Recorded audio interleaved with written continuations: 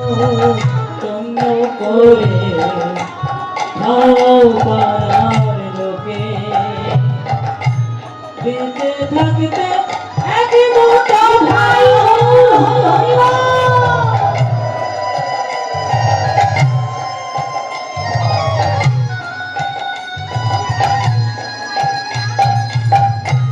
জানি মায়ের মুখে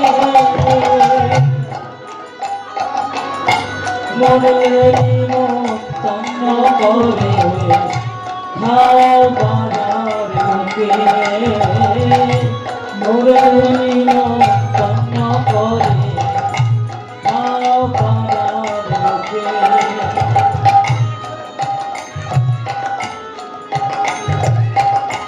রোগে ভুগে মরল যে মা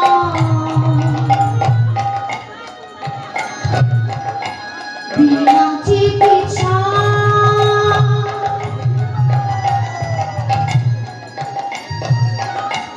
আপন বেঁকে ভার দিলে না জমানো টাকা নিতাই ভুগে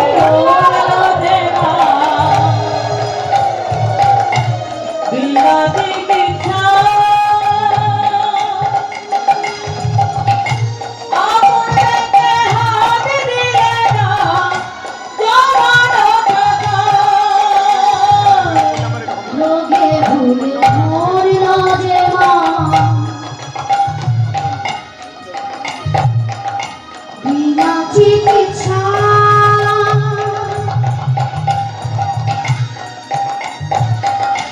আপন বেঁকে ভার দিলে না জমানো টাকা রোগে ভোগে মরল যে মা বিনাই গৌর হরি হরি বল বিনা চিকিৎসা আপন পেটে হাত দিলে না জমানো টাকা দান দক্ষিণা করো টাকা দান দক্ষিণা করো টাকা দান দক্ষিণা করো টাকা তুমি দান দক্ষিণা করো টাকা তাই দেব নিমন্ত্রণ করে খাও পাড়ার লোকে নিমন্ত্রণ করে খাও পাড়ার লোকে মা লোকে রোগে মরলো ব্যাংকের টাকাটা হাত দিলাম না কেন বলুন তো ব্যাংকে যে টাকাটা সুদে বাড়ছে সেটা আর পাবো না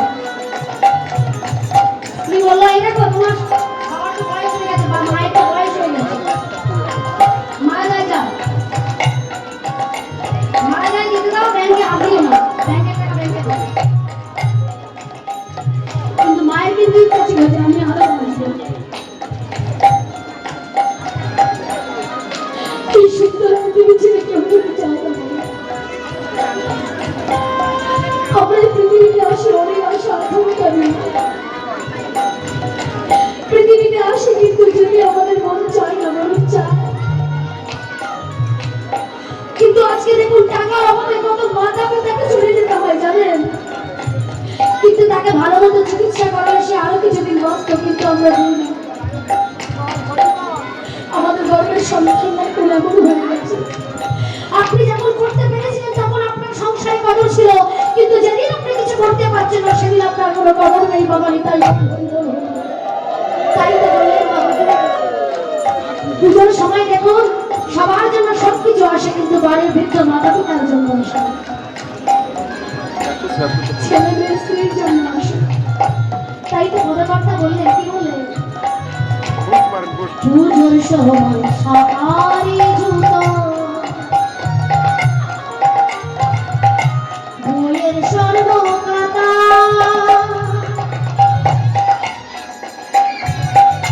মার কপালে জুট লাগাতো পরার সাদা থাল আমার কাছে বলো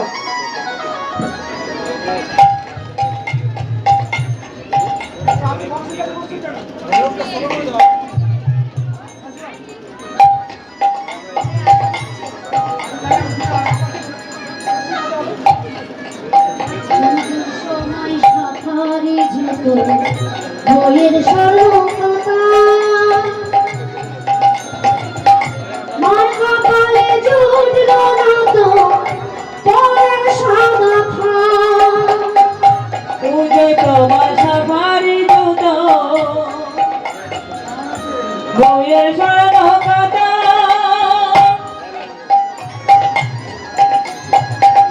মোর কপালে জুটল না তো পরার সাদা থান পরিয়ে বাকে দিলে ধান করিয়ে মাকে দিলে থান পরিয়ে বাকে দিলে তুমি ধান করিয়ে মাকে দিলে বিদায় দিলে তুমি বললে নিমন্ত্রণ করে খাও পাড়ার লোকে বিদায় হরি হরি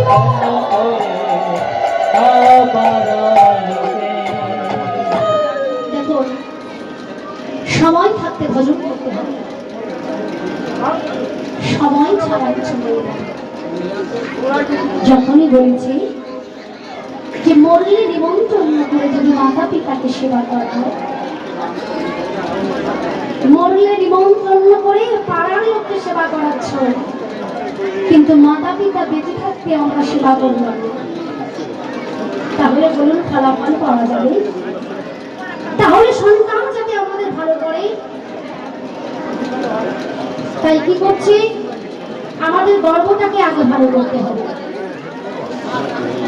গর্ব যদি ভালো হয় গর্বটাকে ভালো করতে হবে তাই যখনই বলেছেন যে গর্বটাকে ভালো করতে হবে বলার সাথে সাথে এই যে গর্ভ এই গর্ভ যদি ভালো না থাকে সন্তান ভালো হবে না আমাদের গর্ভের সন্তান আমরা কি করছি একটু ভগবানকে ডাকি না একটু গীতা পাঠ করি না একটু ভাগবত পাঠ করি না গর্ভের সন্তান আমরা স্টার জলসা ছেড়ে আছি জি বাংলা দেখছি ফোন দেখছি কিন্তু একবার মনে হয় না যে এক অধ্যায় গীতা পাঠ করি যদি বলেন আমি গীতা পাঠ করতে পারি না আর একটু তুলসী পত্র চন্দন তো দিতে পারে একটু তো প্রণাম করতে পারেন স্নান করে সেটাও আমরা করি না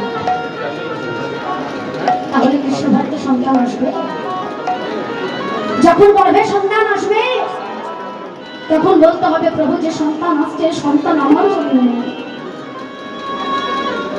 পৃথিবীতে যে সন্তান আসছে সে সন্তান তোমার জন্য আসছে যে আসছে সে যেন তোমার ভক্ত হয়ে জন্ম নেয় আর জানবেন যে কৃষ্ণ ভক্ত হবে সে আপনাকে সেবা করবেই করবে তাই গৌর কিন্তু যে কৃষ্ণকে ভালোবাসবে না সে আপনাকেও ভালোবাসবে প্রথমে লক্ষ্য রাখতে হবে যে আমাদেরকে সন্তান ভক্ত সন্তান জন্ম দিতে হবে বৃক্ষ তো অনেক জন্মায় কিন্তু সব বৃক্ষের তলায় গেলে কি আপনি শান্তি পান সব বৃক্ষের তলায় গেলে কি আমরা শান্তি পাই কিন্তু বট বৃক্ষের তলায় গিয়ে বসে আপনার দেহটা শীতল করে দেবে তদ্রূপ গর্ভের সন্তানকে বৃক্ষে নয় বলুন আমি বট বৃক্ষে পরিণত করবো তাই বল যে সবাইকে ছায়া প্রদান করবে আর যদি কৃষ্ণ ভক্ত হয় জীবনে শান্তি পাবেন যে আমার গর্ভে একটা কৃষ্ণ ভক্ত সন্তান হয়েছে শাস্ত্রে বলেছে একটা বংশে যদি একটা কৃষ্ণ ভক্ত সন্তান হয় 14 পুরুষ যদি পাপে লিপ্ত হয়ে থাকে 14 পুরুষ যদি প্রেম জড়িতে ঘুরে বেড়ায় তারা ওই কৃষ্ণ ভক্তের সন্তান জড়ে উদ্ধার হয়ে যায় তাই তাহলে দেখো সেই সন্তান মা যশোমতী আজকে লালিত পালিত করছে কে না সেই অনাদিরাদি গোবিন্দ সচ্চিদানন্দ বিগ্রহ সর্বকারণের কারণে তাহলে সেই ভগবান যখনই বলেছে সেই গোবিন্দ আজকে মাকে বলছে মা ক্ষুধার জ্বালা আর আমি সহ্য করতে পারছি না দে না মা দে না নবনী দে না আর পারছি না মা বলছে দাঁড়া বাবা দেব শোন না বলছে কি মা বলে দেখ না তুই একটু নৃত্য কর এই যে আমার এই আঙ্গিনা ঘিরে ঘিরে একটু নৃত্য কর বলছে কি বলে বলছে নাচরে নাচরে আমার রামদা হলো যত নাচবি তত দেব ক্ষীর নরেশ্বর বলছে তাই বলছে হ্যাঁ, বলে এই দেখ, আরে নাচো রে আমার দামোদর, আরে নাচো রে আমার দামোদর, আহা নাচো রে আমার দামোদর, নাচো রে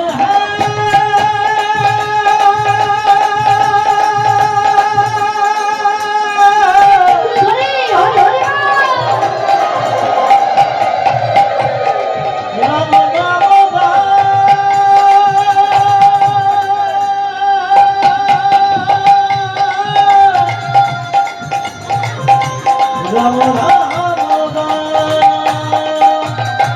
হরে নাচো রে আমার দামোদর,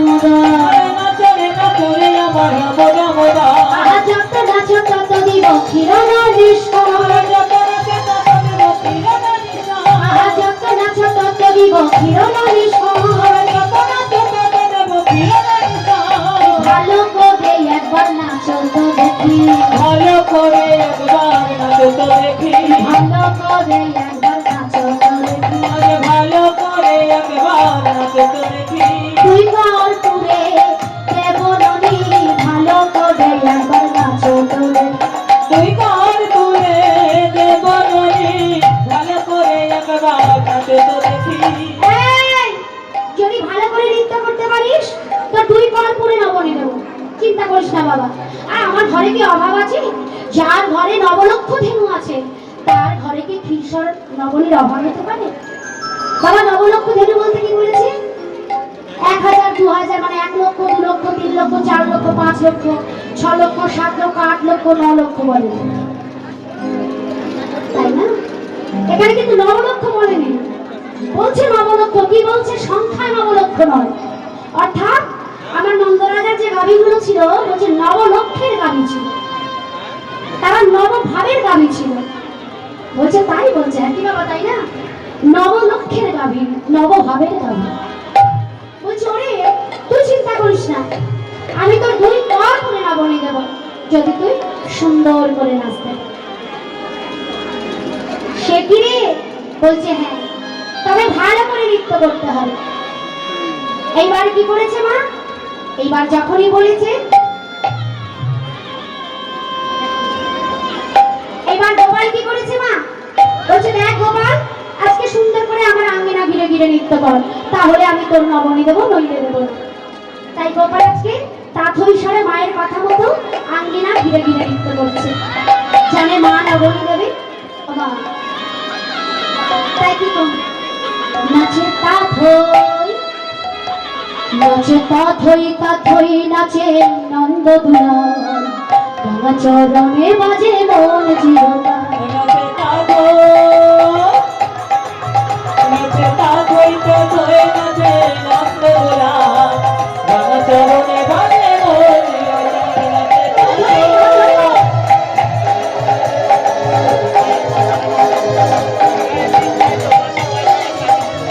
একটা শঙ্খ ধ্বনি হলে ধ্বনি করতে হয়, হলে হলে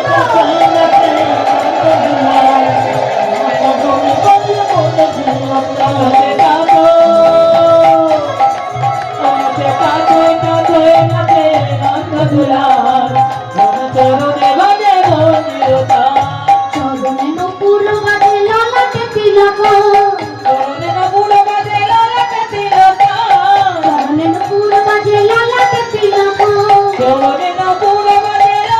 তিলক, মুখে লয়ে মধুর হাসি বাজায় মোহিনী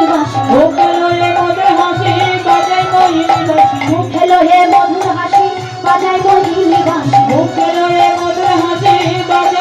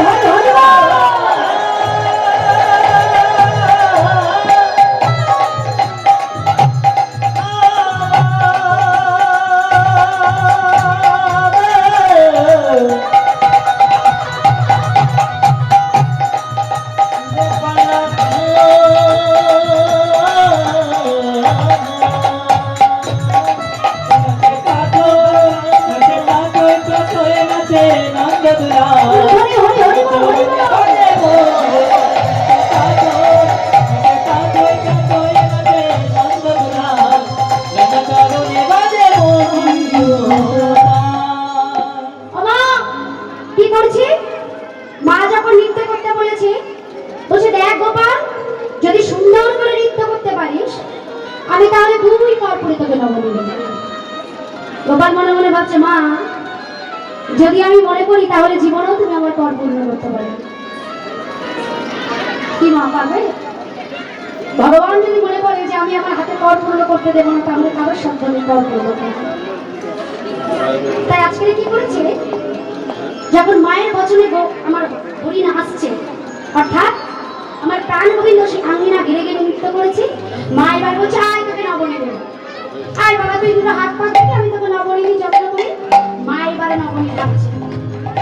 এইবার দেখুন যখন নবনী মা ঢালছে মন প্রাণ দিয়ে আমার গোপালকে সেবা দেবে বলে, কিন্তু এবারে কি হলো দেখুন বলো মজার ব্যাপার, মা দিচ্ছে কর কিন্তু পূর্ণ হচ্ছে না। কি হচ্ছে, মা যখন হচ্ছে গোপাল কি বলছে, তাই কি বলছে, বলছে যত দেয় তত খায় রাম দামোদর।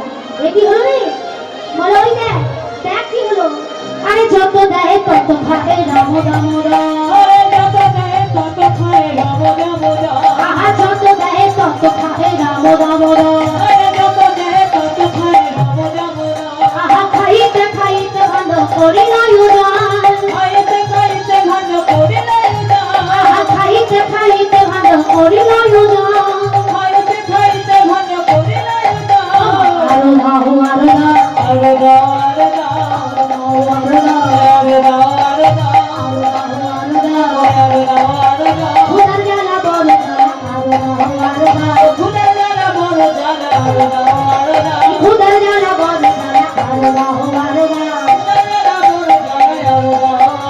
খুদার জ্বালা বড় জ্বালা, আরো দাও আরো দাও খুদার জ্বালা বড় জ্বালা, হরি গৌর হরি হরি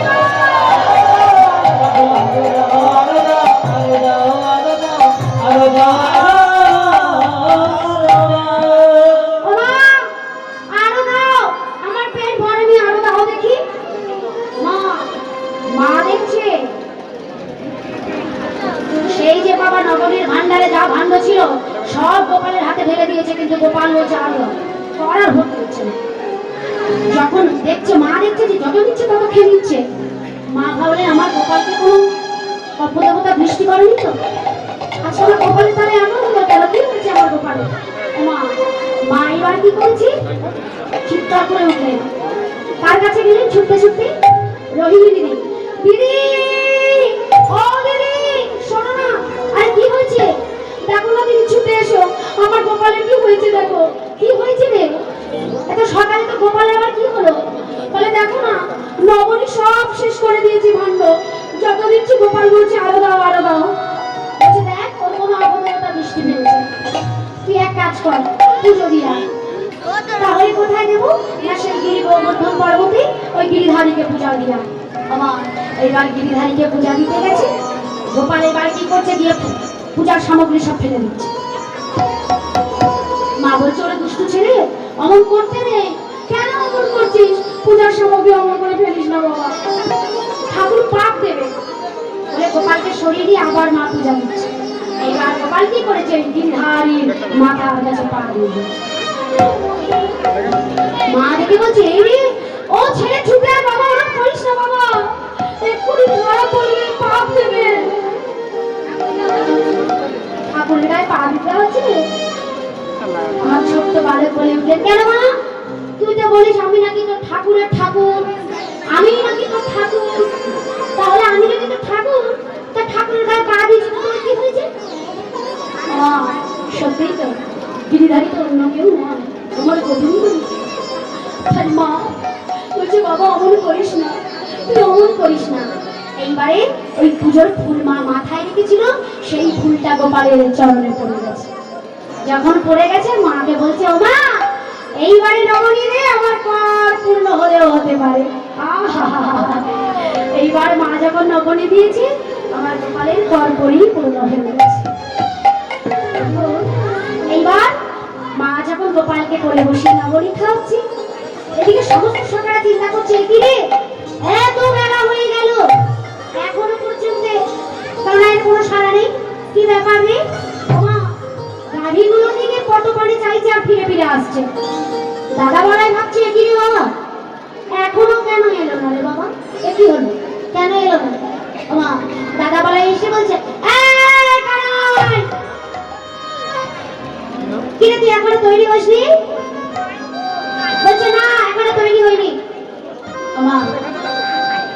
এদিকে এদিকে আমার শ্রীরাম কানাইকে বলছে, "এ কানাই, তুই যাবি না গোষ্ঠ গোচারণে?"